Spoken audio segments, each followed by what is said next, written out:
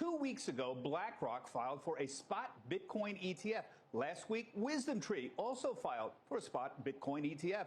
That renewed interest is helping push Bitcoin over $30,000, highest level in a year. But we know the SEC under Gary Gensler is hostile to the concept of a spot Bitcoin ETF. He's rejected every spot Bitcoin application. So why bother filing? And what hostility he's talking about is mainly that the SEC yet again said the ETF filings are not accurate, or rather not adequate, not good enough. Apparently, the regulator tells NASDAQ, CBOE that recent filings from BlackRock, Fidelity, and others aren't clear and comprehensive. Now, a little bit later, this came out.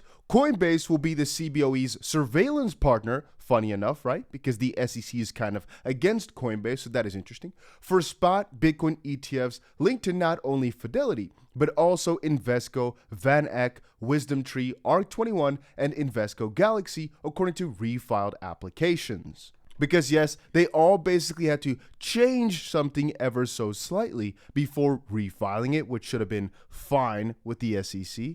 But that was why there was a little bit of a ruckus in the crypto market over the last couple of days. Now, like you also saw in the beginning of this video, Bitcoin had its highest close in a very long time, actually in 13 months. I've already been describing this over on Twitter time and time again, but Bitcoin is back on the rise. And if you don't believe the bull market is back, with all these institutions coming in, there's probably no saving you. Then again, I still believe in the halving cycle, which basically means that the general direction for Bitcoin and crypto as a concept is upwards. And even though there are some dips in the road, up and up we go. I must quickly say sorry for not posting this news any earlier, but that was because I was feeling a little bit ill yesterday. Now, what I'm gonna ask you here is for you guys to press that like button, even though we're a little bit late, right? I still think it's important to keep yourselves up to date with everything going on, and I hope this video will be very informative. Like we were saying, the ETF situation is pretty crazy. One of the things which we find even crazier, though, is historical ETFs, right? Take a look at this. So the leveraged one is the funniest one. Why? Well, if you take a look at the filing, it's from every perspective crazy that a leveraged Bitcoin ETF could get approved, but a spot, a one-to-one Bitcoin ETF cannot. Is the funniest thing ever. And just to put it into perspective, we've got a Bitcoin futures ETF, an inverse Bitcoin futures ETF, and a 2 times leveraged Bitcoin futures ETF, but no spot ETF because that is too scary. And by the way, the whole ETF race has been going on way longer than many of you guys realize.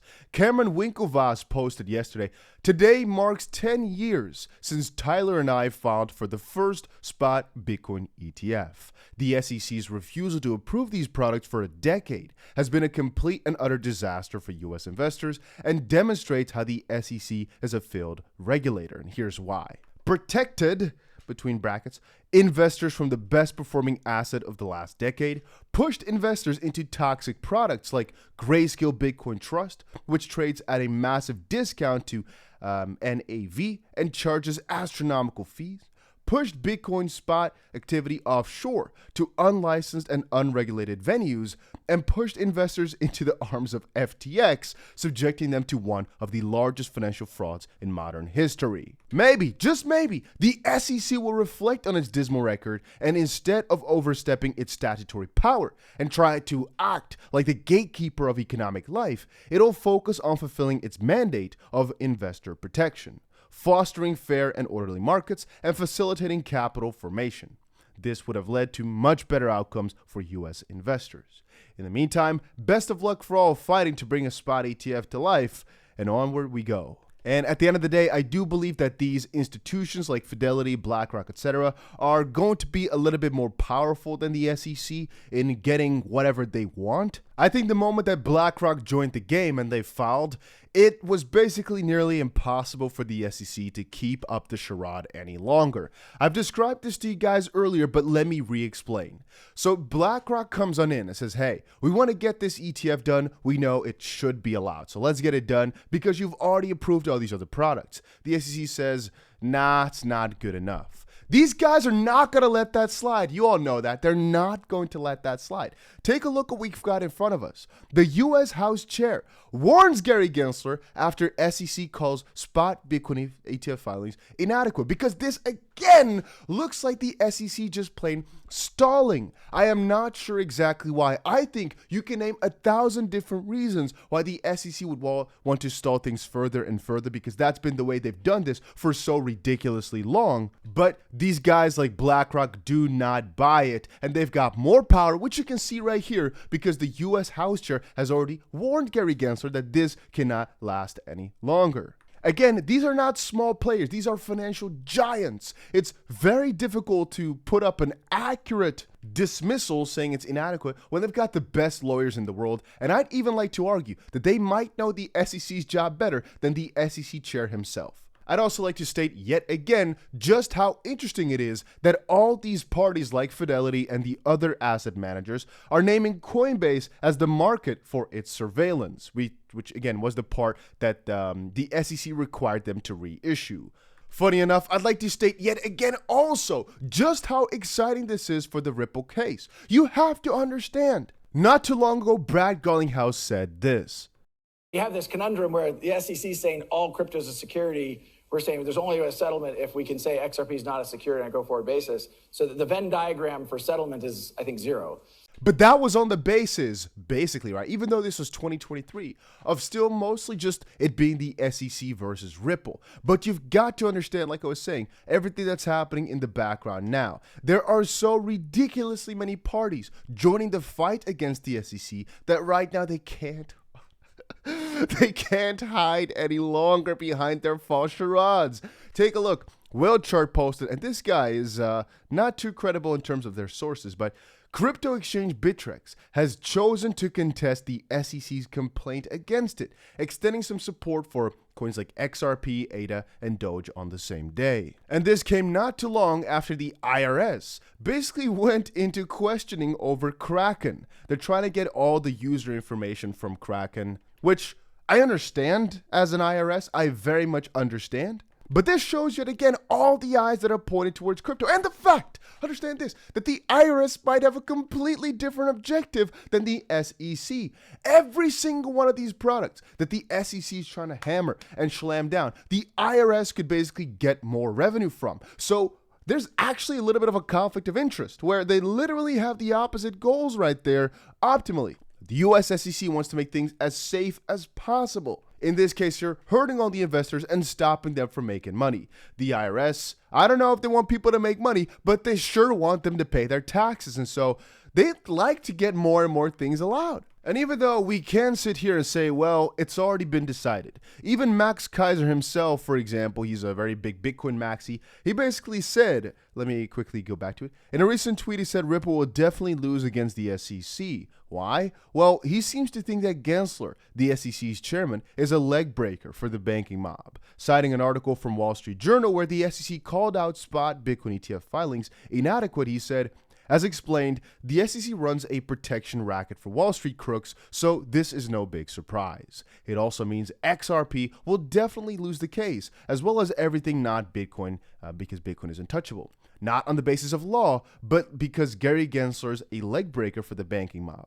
Just a week ago, Keiser also already said that XRP will lose. But one thing I think is interesting is XRP in this case here seems to only be on the losing side following these people's opinions because XRP is a breaker to this banking mob, to this banking system. And it makes sense. If you look at a lot of the recent filings, one of which came by the IMF, it really shows they want to copy what Ripple has already been doing for the last decade. But again, they're a decade late. So what's the best way to enter? Well, you look at other people's technology. You copy nearly everything that they do, and then you ban them. And if the money is there to get that facilitated, then why not? That's their approach, probably. Anyway, also quite recently, we saw Jay Clayton, the ex-chairman of the SEC, slam Gary Gensler, stating that he's not doing the right thing. He's bringing up too many lawsuits and not on the basis of law, which Max Keiser agrees with, we all agree with, and even I think McHenry, the chair of the financial committee, is probably agreeing with. There's way more people that agree with that. I'm just naming a few. Now, there is another SEC ex-member that I have had frequent discussions with, and we never see eye to eye on any issue whatsoever. I've had a couple of different talks with him, Mr. John Reed Stark. Former SEC official, Mr. John, defends the chair, urges crypto community to quit personal attacks and focus on facts. But the facts remain the same. Even the ex-SEC chairman, the one that brought the Ripple case, is not agreeing with Gary Gensler because he's doing too much. And again, from all the information that we've gathered, it seems to really be the case of he's doing this with some objective in mind that's not purely based on the law and enforcing the law properly. It's based on either personal interest, monetary gain, connections, power, you name it, but it's not according to the law. And it's funny that he says it's time to attack the facts and law on SEC positions and quit the personal attacks on the SEC chair or the staff. And this really makes me think that this man has something to hide that he does not want people to find out, because people have gone after William Hinman on a little bit more of a personal level. And look what they found out. People went after Vitalik Buterin, not at the SEC, but hey, still. And look at what they found out. People have looked at Chairman Gary Gensler, and look what they found out. Gary Gensler a couple years ago said that 75% of the cryptos are fine. And he basically said good things about Algorand and multiple other different cryptos. Right now, however, he's stating that most cryptos, if not all of them except for Bitcoin, are securities. You can't switch up like that without confusing investors and without being able to properly back that up. So why did that happen then? Well, people are trying to find that out. People are trying to find out what exactly could motivate him to do such things. I think it's nearly impossible to deny William Hinman and his connections to Ethereum and everything that went on there. It's nearly impossible to deny that. And I think Mr. Stark, as well as a couple of others, are just stating that the SEC is just doing their job because of some bias that they've got. I don't know exactly what their mission there is, but if we really take a good look, we have tried to get so much information from the SEC through subpoenas, through all these different actions people have brought up. And to no avail. Why? Because they keep getting denied. But I keep thinking about it. Let's hypothetically speak and say the SEC has got nothing to hide and the rules are clear.